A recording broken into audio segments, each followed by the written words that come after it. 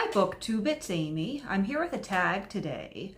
When I was checking my socials this morning, I saw that I'd been tagged by Will Chambers in a tag created by Heather Reeds titled the In Your Wildest Dreams tag. And so I've got it pulled up here on the tablet.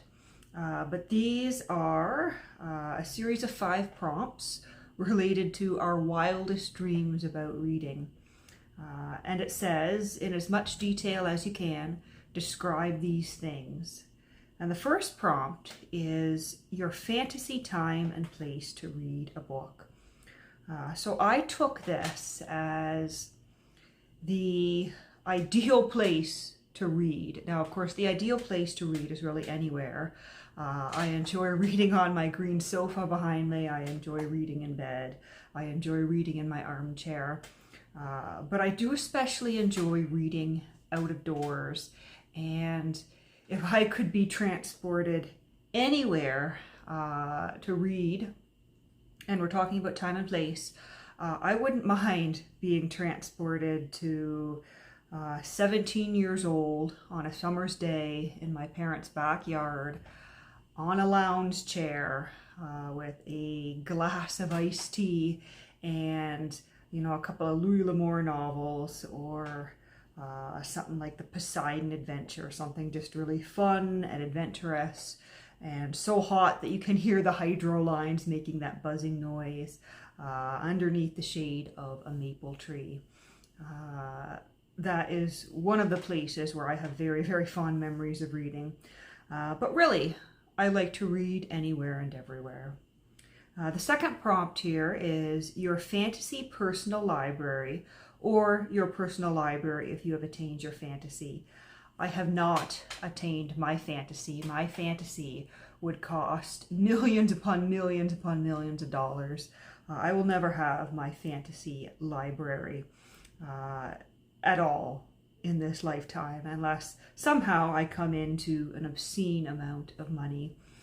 Because my fantasy personal library would probably be, a large oak room with armchairs and a desk, and the shelves, wall to wall, wood bookcases, maybe a secret door in there as well.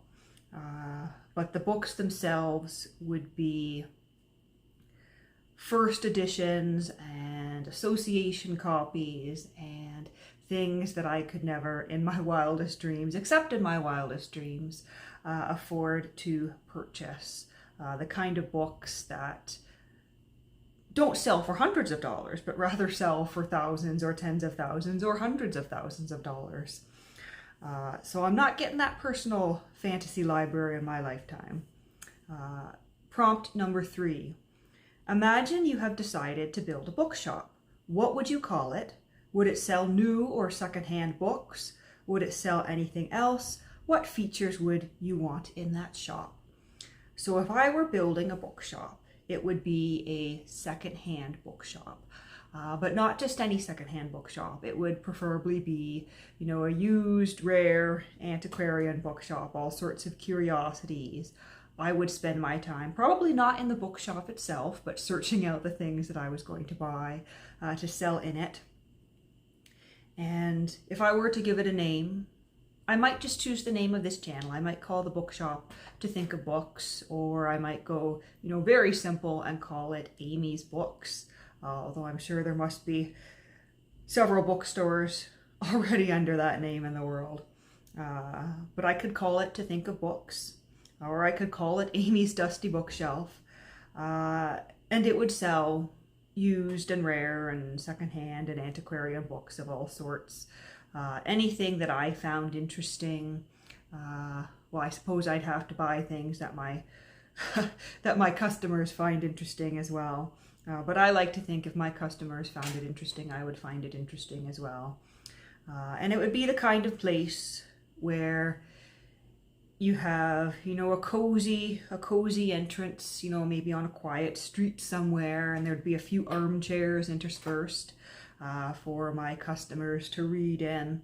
And we might even have a cat or two and a little tea station in the corner, and I wouldn't charge for the tea. The tea would be for my most valued and loyal customers who spend a lot of time browsing in the shop, and for my staff too, because obviously if I'm running all over the world in this fantasy bookshop adventure, if I'm running all over the world finding our stock, then I'm going to have someone to stay with the shop when I'm not there.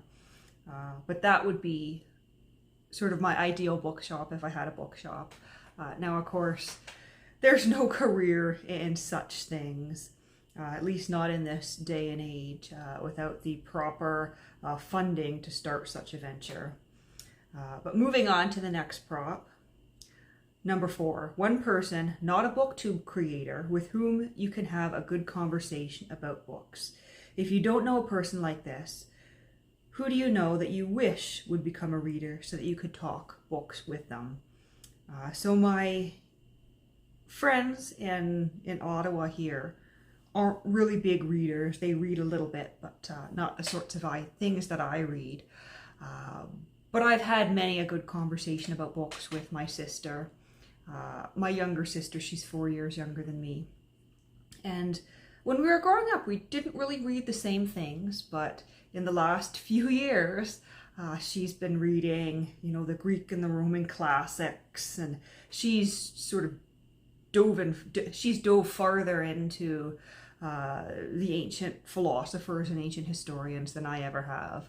And so it's always a pleasure when I visit back home to sit and chat with her about whatever she happens to be reading in that moment. Prompt number 5. If you won £1 million or dollars or yen or euros and you could spend it on books or book-related items, how would you spend it? $1 million. Let's say it's $1 million Canadian dollars, because that's the currency that I would be buying in. If I had $1 million Canadian dollars, I'm not entirely sure what I would buy. I think it would all depend on what was available to me and what my specific collecting interests and reading interests were in the moment that I had that $1 million. But I think it's safe to say the result would not be 1 million books. The result would probably not even be 100,000 books. Going back to the earlier prompt about my ideal personal library, my dream library, I don't know, we might not get more than 12 or 24 books if I had $1 million at my disposal. I think I might be, fascinated by some rare bindings, by some early printings.